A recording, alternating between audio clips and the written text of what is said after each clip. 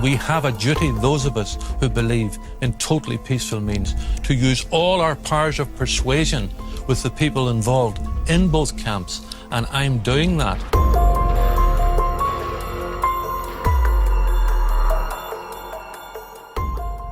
John Hume was the leading nationalist politician of his generation, a lifelong champion of reconciliation, leader of the SDLP, and the chief architect of the peace process. He was born in 1937 into a partitioned Ireland, a nakedly sectarian state, and a gerrymandered city where the majority Catholic population were downtrodden and second-class citizens. The major facts in my early life as a child was that I grew up in poverty. My father was unemployed. There was widespread discrimination against our people in the Northern Ireland of those days.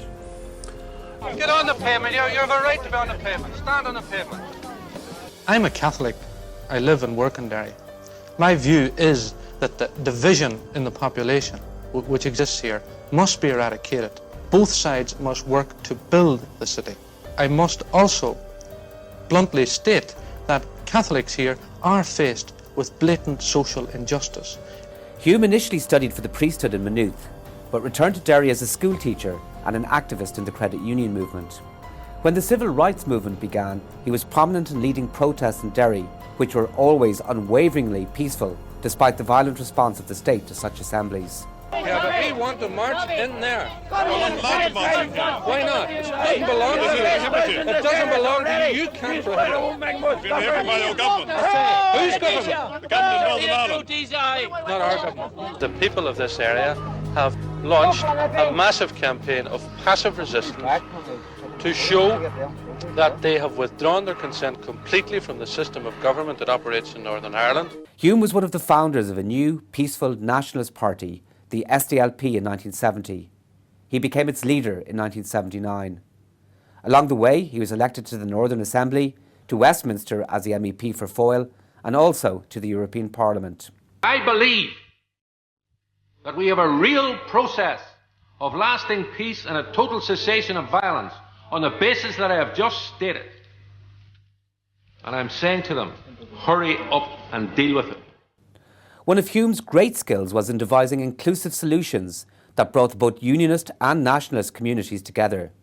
He was hugely instrumental in drawing up the Sunningdale Agreement in 1974 and the Anglo-Irish Agreement in 1985.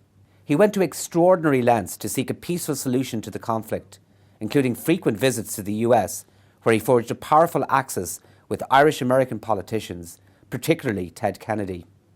I have said repeatedly that I will speak to anyone if I believe that talking to them will make a contribution to peace and stability. During the 1980s, he began a secret dialogue with the Sinn Féin leader Gerry Adams that culminated in the 1994 IRA ceasefire and the Good Friday Agreement in 1998.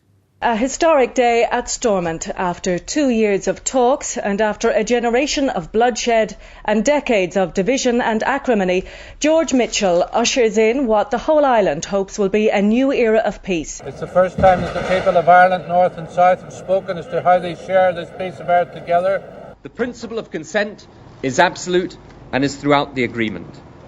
And the breakthrough is that is now accepted by all, North and South. John Hume was awarded the Nobel Prize for Peace in 1998, alongside the Ulster Unionist Party leader David Trimble.